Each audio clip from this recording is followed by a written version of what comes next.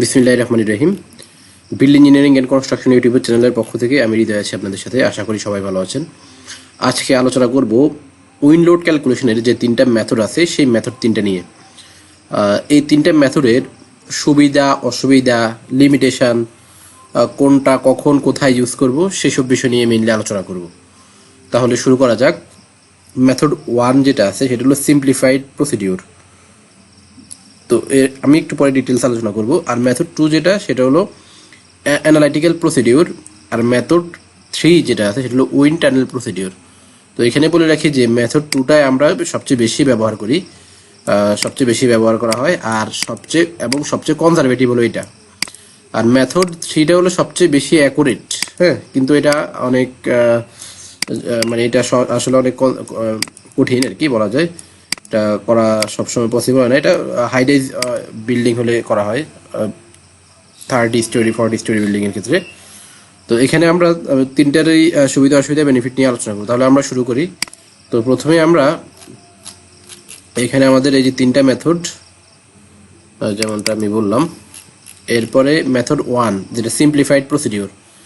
তো এগুলা সব বিএনবিসি থেকেই নেওয়া আর কি। এখানে হলো আমাদের মেইন উইন্ড ফোর্স রেজিস্টিং সিস্টেমের জন্য এইখানে ফলোয়িং মানে এই কন্ডিশনগুলো আমাদের মানে ফুলফিল করতে হবে। এই কন্ডিশনগুলো মিট করতে হবে। এই কন্ডিশনগুলো ফুলফিল করলে আমরা এই সিম্পলিফাইড প্রসিডিউরটা আমরা করতে পারবো।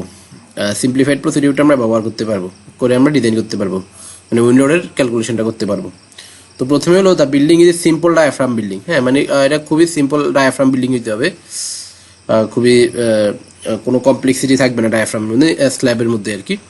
এরপর the building is low rise. আচ্ছা, লো রাইজ বিল্ডিং হইতে হবে। লো রাইজ বলতে এখানে বোঝানো হচ্ছে যে আচ্ছা, এখানে সিম্পল ডায়াফ্রাম বিল্ডিং এর ডেফিনিশন দেওয়া আছে, আপনি এটা চাইলে পড়ে নিতে পারেন সেকশন 2.1.3-তে।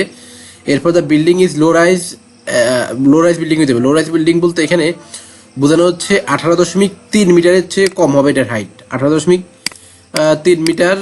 এটাকে যদি আপনি 3.28 দিয়ে গুণ দেন তাহলে এটা ফিটে চলে যাবে। তাহলে কত ফিট আর কি? 60 ফিট। হ্যাঁ, তো একটা ফ্লোরে যদি ফ্লোরাইড যদি 10 ফিট করে হয় তাহলে সেক্ষেত্রে 6 তলা বলা যায় পর্যন্ত করা যাবে এই সিম্পলিফাইড প্রসিডিউর দিয়ে। এরপরে building is enclosed and confirm to wind borne আর্ভিস প্রভিশনাল আছে। বিল্ডিংটা আমাদের এনক্লোজ হইতে হবে। হ্যাঁ, এবার building is regular shape building or other structure. যদি বিল্ডিংটার শেপটা হবে রেগুলার, আর বিল্ডিংটা আমাদের building is not classified as flexible building. Flexible building হবে না। ফ্লেক্সিবল বিল্ডিং হবে না বলতে বোঝানো হচ্ছে এটার যে টাইম পিরিয়ড সেটা 1 সেকেন্ডের কম হবে, বা এটার যে ফান্ডামেন্টাল ন্যাচারাল ফ্রিকোয়েন্সি এটা 1 সেকেন্ডের বেশি হবে। তাহলে এটা রিজিড বিল্ডিং, মানে এটা রিজিড বিল্ডিং এর জন্য প্রযোজ্য। ওকে, এরপরে বিল্ডিং এই যে এইসব বিল্ডিংগুলো মানে বিল্ডিংয়ে এইসব ইয়েগুলো থাকা যাবে না, ক্যারেক্টারিস্টিকগুলো থাকা যাবে না। Across wind loading, vortex trading, instability due to galloping and or flutter and does not have a location for which channeling effect. হ্যাঁ, তো এইগুলা থাকা যাবে না। এইগুলা কি সেগুলো সম্পর্কে আমি বিস্তারিত আলোচনা করেছি, আপনারা না দেখলে সেটা দেখে আসতে পারেন।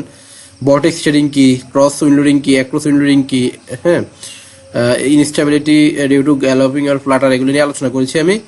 আপনারা প্রিভিয়াস ভিডিওগুলো দেখলে বুঝতে পারবেন। এরপর হলো building has approximately similar cross section in each direction or either flat roof or gable roof আছে। এখানে আমাদের বিল্ডিংটার সিমেট্রিক্যাল যদি হয় তাহলে সেক্ষেত্রে এই প্রসিডিউরটা অ্যাপ্লিকেবল। আর বিল্ডিংয়ের আমাদের যে টর্শনাল লোড কেস আছে সেটা আমাদের সেটা এখানে দেখতে হবে। এটা হলো নোট 5-এ দেওয়া আছে। তো এই ব্যাপারগুলো আর কি, এইগুলা এটা হলো আমরা বলবো যে এটা লিমিটেশন কিছু এখানে দেওয়া আছে। লিমিটেশনগুলো কখন কোন কোন ক্ষেত্রে ইউজ করা যাবে না। এরপর কম্পোনেন্ট অ্যান্ড ক্ল্যাডিং এর ক্ষেত্র বলা আছে এখানেও সেম। যে কম্পোনেন্ট অ্যান্ড ক্ল্যাডিং ডিজাইন করার জন্য কি কি শর্ত পূরণ করতে হবে সেগুলো এখানে বলা আছে। এই যে ওই যেগুলো বলেছি আমরা সেগুলাই ম্যাক্সিমামগুলা এখানেও আছে। তো এগুলো আমি আর বলছি না।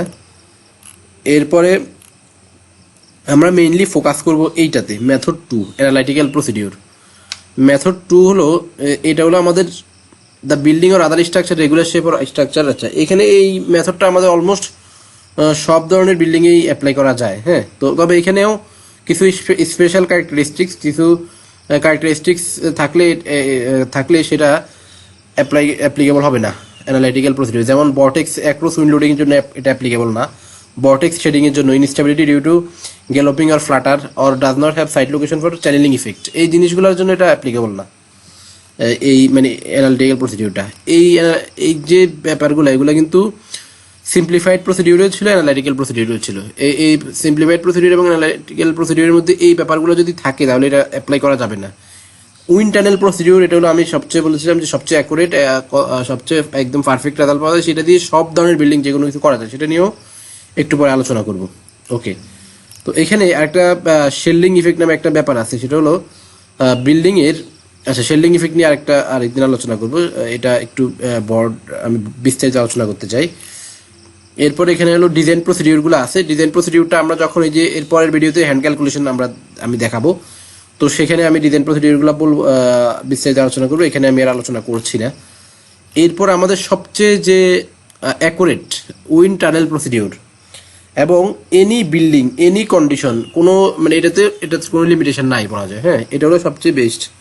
তো এই উইন টানেল প্রসিডিউরের আমাদের এটা আমরা যদি করতে পারি তাহলে এটা আমাদের জন্য বেস্ট হয়। তো এখানে উইন টানেল প্রসিডিউরের টেস্ট কন্ডিশন এখানেও কিছু কন্ডিশন দেওয়া আছে, মানে কীভাবে করতে হবে কাজটা সব ডিটেলস দেওয়া আছে। তো আমি মেইনলি এই যে এখানে আমাদের এটা কখন ইউজ হবে, হ্যাঁ, কোন কোন ক্ষেত্রে ইউজ করা যাবে সেটা সম্পর্কে আলোচনা করব। তাহলে এটা হলো সবচেয়ে পাওয়ারফুল টুল ফর ইঞ্জিনিয়ার। এটা আমাদের যে কোনো বিল্ডিংয়ের জন্য ব্যবহার করা যাবে, can be use any building. আর ASC 7 BRBC 2020 শুধু অ্যালং উইন্ডলোডিংটা কাভার করছে, মানে অ্যালং উইন্ডলোডের ইফেক্টটা কাভার করছে, কিন্তু অ্যাক্রস উইন্ডলোডটা কাভার করে না। কিন্তু আমাদের যে উইন্ড টানেল প্রসিডিউর দিয়ে আমরা উইন্ডলোডের লোডটা ক্যালকুলেশন করি, তাহলে সেক্ষেত্রে আমাদের অ্যাক্রস উইন্ডলোডিংটা আমরা বিবেচনায় নিয়ে আসতে পারবো, মানে অ্যাক্রস উইন্ডলোডিংটা কনসিডার করে আমরা ক্যালকুলেশন করতে পারবো। আচ্ছা, কেন প্রয়োজন? Required for highly unusual shape non box like prism, মানে আমাদের বিল্ডিংয়ের শেপ যদি একদম আনইউজুয়াল হয়, বক্স লাইক নন বক্স লাইক, এটা কোনো বক্সের মতো শেপ না, প্রিজমের মতো শেপ, তখন সেক্ষেত্রে আমরা এই উইন্ড টানেল প্রসিডিউরটা আমরা অ্যাপ্লাই করতে হবে আমাদেরকে। এরপরে এই যে বিল্ডিংটা যদি ফ্লেক্সিবল হয়, মানে বিল্ডিংয়ের টাইম পিরিয়ড যদি 1 সেকেন্ডের বেশি হয়, তখন আমরা এটা ইউজ, এবং বিল্ডিংয়ে যদি বর্টেক্স শেডিং গ্যালোপিং এবং চ্যানেলিং ইফেক্টটা থাকে, তখন আমরা এই উইন্ড টানেল প্রসিডিউর দিয়ে আমরা ডিজাইন করব। এরপরে হলো আবার কী কী কাজে ব্যবহার হয় সেটা বলা আছে, যে box shape that are not box like, এরপরে ফ্লেক্সিবল বিল্ডিং যেটার ফ্রিকোয়েন্সি 1 হার্টজের কম, এরপরে স্লেন্ডার বিল্ডিংয়ের জন্য উইন্ড টানেল প্রসিডিউর দিয়ে, মানে বিল্ডিংয়ের হাইট হলো লিস্ট ল্যাটারাল ডাইমেনশনের, হাইট এবং লিস্ট ল্যাটারাল ডাইমেনশনের রেশিও যদি 4-এর কম হয় তখন, 4-এর বেশি হলে তখন, 4-এর বেশি। এরপরে এখানে accelerated flow from channeling by building or topography feature, এখানে আমাদের চ্যানেলিং ইফেক্টটা যদি থাকে তাহলে সেক্ষেত্রে উইন্ড টানেল প্রসিডিউর দিয়ে করতে হবে, কারণ এটা অ্যাকুরেট। এরপরে curtain wall cladding pressure design করার জন্য, এরপর overall frame load main windforce resisting সিস্টেমের জন্য এটা অবশ্যই উইন্ড টানেল প্রসিডিউর অ্যাপ্লিকেবল বা অ্যাপ্লাই করতে হবে, ব্যবহার করা হবে আর কি। এরপরে অ্যাক্রস উইন্ড লোড তো বললামই আমি প্রথমেই। টর্শনাল লোড, যদি টর্শনাল লোড থাকে তখন সেক্ষেত্রে আনসিমেট্রিক্যাল শেপ মাসের কারণে। এবার বর্টেক্স শেডিং, এটা পিরিয়ডিক লোড, যেটা সম্পর্কে বললাম। লোডস ফ্রম ইনস্টেবিলিটিস গ্যালোপিং আর ফ্লাটার থাকলে তখন আমাদের এটা ব্যবহার করতে হবে। আর মোর অ্যাকুরেট রেজাল্ট হয় যেখানে আমাদের একদম এক্সাক্ট রেজাল্ট প্রয়োজন বিল্ডিংয়ের আর্ট উইন্ডলোডের জন্য যেখানে আমাদের এক্সাক্ট রেজাল্ট প্রয়োজন, সেখানে আমরা এই আমাদের যে উইন্ড টানেল প্রসিডিউর আছে সেটা আমরা অ্যাপ্লাই করব। এরপরে wind tunnel result open less than analytical procedure. আমাদের উইন্ড টানেল প্রসিডিউরটা আমি প্রথমেই বলে দিচ্ছি ভিডিও শুরুতে, যে এটা আমাদের সবচেয়ে বেশি অ্যাকুরেট, এবং এখানে যে কোনো বিল্ডিংয়ের জন্য করা যাবে সব কিছু। এবং অ্যানালিটিক্যাল প্রসিডিউরটা হলো কনজারভেটিভ, কারণ এখানে ওর্স্ট কন্ডিশনটা বিবেচনা করে লোডটা ক্যালকুলেশন করা হয়। তো এখানে যে এটাই বলা হয়েছে, analytical procedure involve worst case, directional wind speed 1 or 2 worst ডিরেকশনে এটা কনসিডার করা হয়। আর less severe exposure may direction আর হলো শেল্ডিং। আচ্ছা, শেল্ডিং ইফেক্টটা ভালোভাবে এখানে করা হয় না, মানে অ্যানালিটিক্যাল শেল্ডিং ইফেক্ট বলতে আমাদের বিল্ডিংয়ের চারপাশে কী ধরনের স্ট্রাকচার আছে, অবকাঠামো আছে, সেগুলোর উপর ডিপেন্ড করে উইন্ডলোডের ভেরিয়েশন হয়, সেটা কিন্তু অ্যানালিটিক্যাল প্রসিডিউরে কনসিডার করা হয় না বলা যায়, হ্যাঁ, কম মানে অ্যাকুরেটভাবে কনসিডার করা যায় না। এবার more accurate then wind speed data, more accurate wind speed ডাটাও আমরা কিন্তু অ্যানালিটিক্যাল প্রসিডিউর ইউজ করতে পারি না। আর more favourable articulation of building surface, এখানে এটা বোঝানো হচ্ছে যে আমাদের যখন আমরা উইন্টারনাল প্রসিডিউর দিয়ে কোনো বিল্ডিংয়ের উইন্ড লোডটাকে আমরা হিসাব নিকেশ করি, তখন কিন্তু বিল্ডিংয়ের চারপাশের যে সারফেস, তারপরে চারপাশে আরও কী কী ধরনের অবস্ট্রাকশন আছে সবগুলা মডেল করে সেখানে তারপরে গিয়ে উইন্ড টানেল টেস্টটা করা হয়, কিন্তু অ্যানালিটিক্যাল প্রসিডিউরে এইটা নাই। তো এইগুলো ছিল আসলে আমাদের এই তিনটা যে প্রসিডিউর আছে সেই তিনটা প্রসিডিউরের সুবিধা অসুবিধা এবং আমরা লিমিটেশন বলতে পারি এবং কোথায় কোনটা ইউজ করা যাবে সেটা। তো এখানে আমাদের যে প্রথমে যে আমাদের সিম্পলিফাইড প্রসিডিউর আছে, এটা মেইনলি আমাদের স্টিল শেড বিল্ডিংয়ে আমরা ইউজ করতে পারি, স্টিল শেড বিল্ডিংয়ের ক্ষেত্রে।